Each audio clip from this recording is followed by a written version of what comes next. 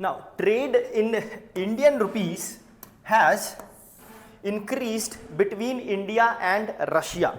Because of this, and with some other countries also, of course it is there, the trade is there, but with India and Russia specifically it has increased.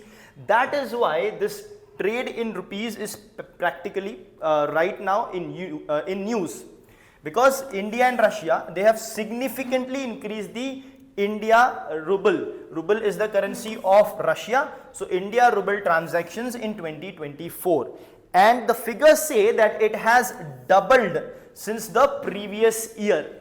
It has doubled since the previous year, despite US and European Union sanctions.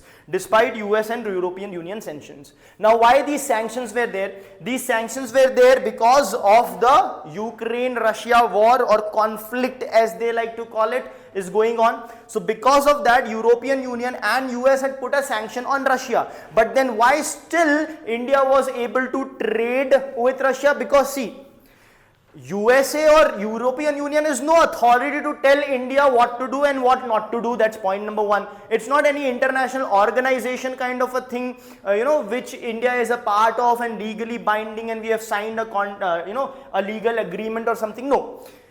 If that would have been the case, India would follow things, because India has always followed what global laws are. We have followed that. We have abide by that. We have abided by that. We are not a country like China or any other country which does not.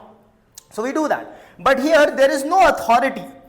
We are a sovereign country. There is no authority that US or European Union hold. At the same time, we are a very powerful force to reckon with now. We want to be a superpower in future. We are a very powerful force to reckon with right now. And we have, which you should know for your exam, that we have a de-hyphenation policy. De-hyphenation policy. What is this de-hyphenation policy that India follows? It says that India says that my relation with any country, anyone, anything is independent of my relation with any other country, any other person, any other thing.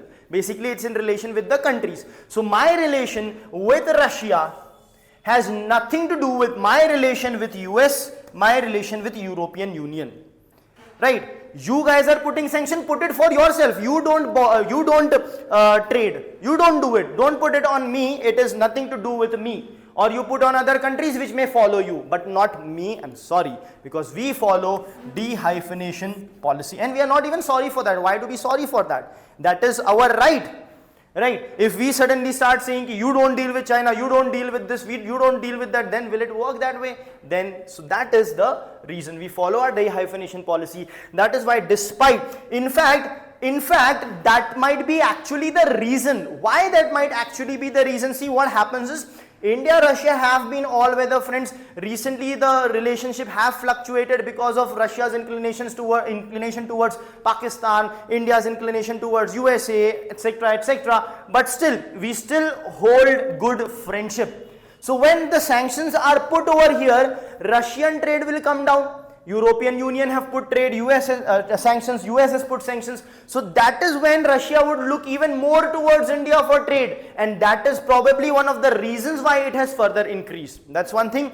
Second, of course, we want internationalization of rupee. We'll see what that is. Now, what is the data? The data has shown that bilateral trade, which is already $65 billion. Now, with 60 billion from Russian exports. So Russia earns quite a lot from India. Why? Because of course they sell crude oil, or mainly energy basically, to us. Future prospect is to reach up to $100 billion by 2030. So the prospects are good. And Russia's Sberbank reports six-fold increase in corporate deposits in rupees since January. So specific, a lot of increase has been there in the corporate deposits in rupees since January. So these are just facts which act as fodder for your answer writing also. Now, since trade in rupee has increased, also understand that there are other things also the RBI is doing which will incline towards internationalization of rupee. I'll tell you what internationalization of rupee is. But let's see what is happening presently. What is happening is a lot of countries deal with US dollars, right? Trade with US dollars. Now, US has around 50% of US dollars. Now, where are the rest of the US dollars? The remaining 50% US dollars are with the rest of the world. Now, since the last 2 years, what the rest of the world is doing, they are reducing their reserves of US dollars. And now, in the last 1.5 to 2 years, this 50% which the remaining world was holding now has come down to 49%. And India is a part of this downfall, reduction in the percentage of dollars. Why? And it's required also because you should diversify your foreign exchange basket. You should not rely too much on one currency. What if that currency fails? Then you're gone. So India also is diversifying. So what India is doing, it is reducing its dollar holding and increasing the holding of gold.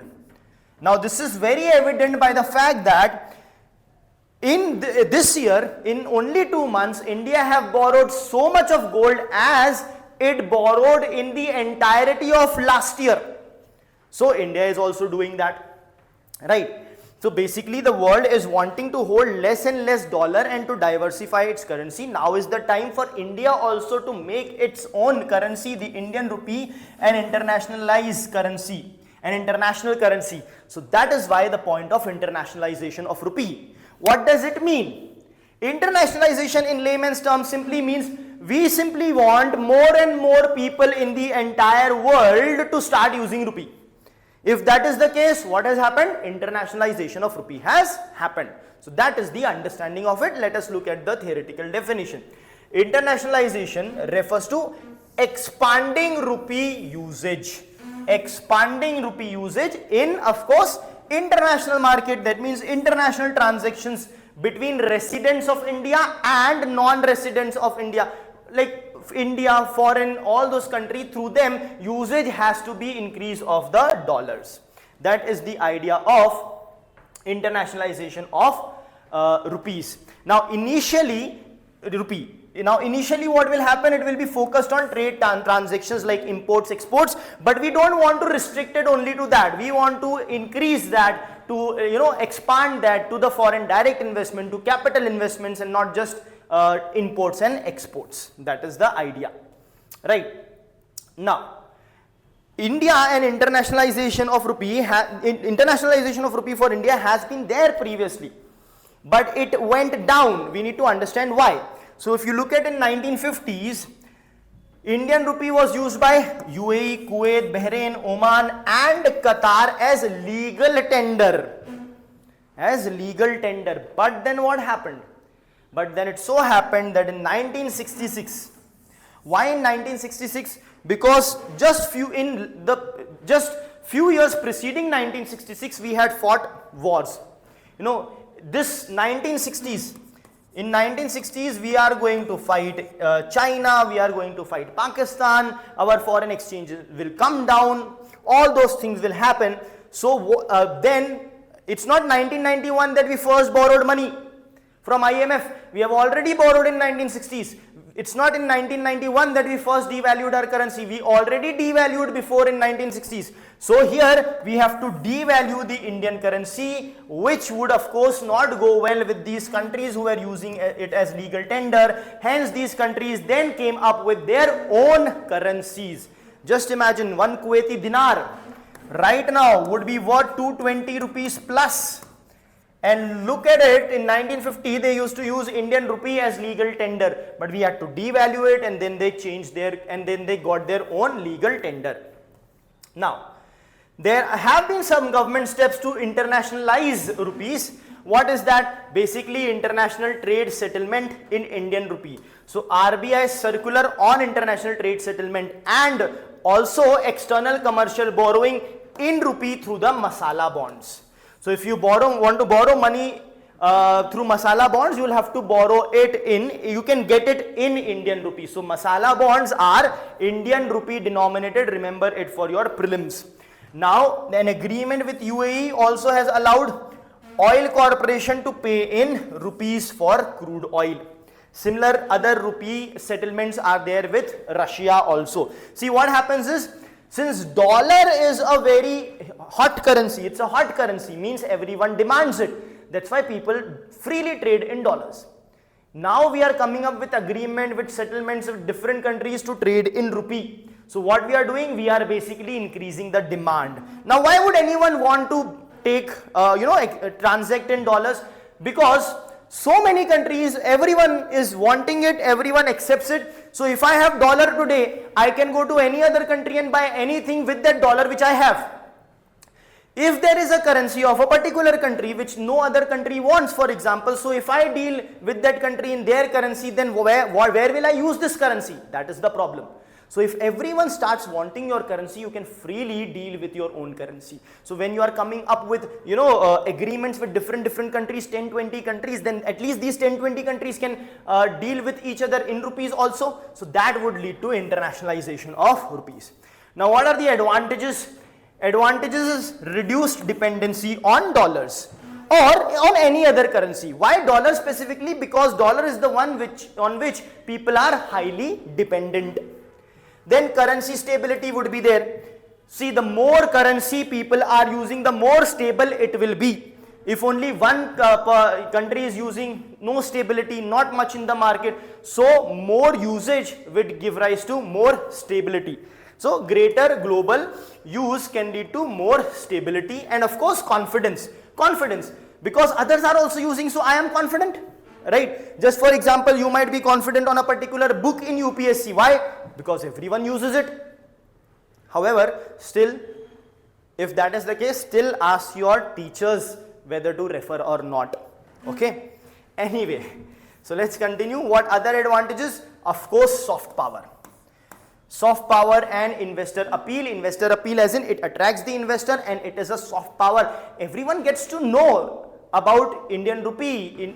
They get impacted by it and they would want to invest. So soft power and investor appeal. Plus macroeconomic discipline, which is sort of similar to the stability which we were talking about. The stability which we were talking about would be in macroeconomics only. Okay, so macroeconomic discipline will also be there, because one reason specific for this is the government would also want the money and all to be stable because other countries are using it and they want them to keep using it. So we will also take more care of the Indian rupee. But there are certain limitations. What are limitations? Capital flight concerns, especially initially. When you are dealing with rupees, so what can happen is for your attracting the market to deal with rupees, you may come up with 100% capital account convertibility. What is capital account convertibility? If I have invested any amount of dollar or rupees, it can be easily converted into other form of currency at the market level. Presently, India does not have full capital account convertibility. We have partial capital account convertibility. Only, let's say, 60% of your money can be converted into dollars at the exchange rate, market exchange rate. The remaining would be as per the Indian government. So to attract more investment in rupees, you have to make it completely convertible. But if that is the case, then it may fly away completely. Presently the 60-40 ratio restricts people or restrains people from taking out the entire money. But full account convertibility may make them to remove the entire money. Okay, so and present limited account convertibility would also be a challenge. Since there is limited account convertibility, people would be having restraint to invest in India, because you cannot convert the entire rupee into dollars at the market rate because of limited capital account convertibility. Plus volatility of rupee. Now comparatively, the volatility of Indian rupee is higher than US dollars. So right now in market, US dollar is the strongest, as in, I won't say the strongest, I would say it is the most hot currency. What is hot currency? A currency which everyone demands. So we have to compete with currency like dollars. So that is again going to be a challenge as to how to attract people into rupees when dollar is still there. Then underdeveloped corporate debt and securities market. So in Indian rupees, the borrowing and all is also less. certain instruments are there, for example masala bonds, which is increasing that amount, but still it is quite underdeveloped. High inflation history of India. Now this is there. This is there historically as compared to the Western world. You know, in Western world the inflation would be what? 1%, 2%. These are the level. Their issue is different. Their issue is this should not go further down. Our inflation is so high that we want to bring it down. So that is a problem, and inflation erodes the value of money. And when inflation erodes the value of money, you are owning 100 rupees today. So you can buy a thing worth 100 rupees. After a year, if there is 10% inflation, to buy the same 100 rupees thing, you would need 110 rupees. So your value of your currency, your money has eroded. So what is the way forward? Whatever issues are there, address that. Immature markets are there, so make it more mature. Develop deeper domestic bond markets. Deeper domestic bond markets as in bonds to utilize, the bond are debt instruments. So make it more deeper, make it more mature, make it so attractive, so simple that more and more people are wanting to invest. Make the rupee more freely convertible, ultimately leading to full account convertibility till 2060. Now, streamlining the trade settlement processes, optimizing documentation, making it easier for people to deal with in Indian rupee. Expand bilateral currency swap agreements. So right now, as I said, India has agreement with certain countries. So what you can do is, if you know all of a sudden all of the country may not want it, so go one by one. Have agreements with more and more and more countries in order to reach that. Right? Offer incentives. Of course, incentive is one thing you can incentivize. Basically going towards full current account convertibility is itself an incentive. And ensure macroeconomic stability. Ensure macroeconomic stability. One of the macroeconomic factor is inflation. Keep it under check, which the Monetary Policy Committee including RBI already does.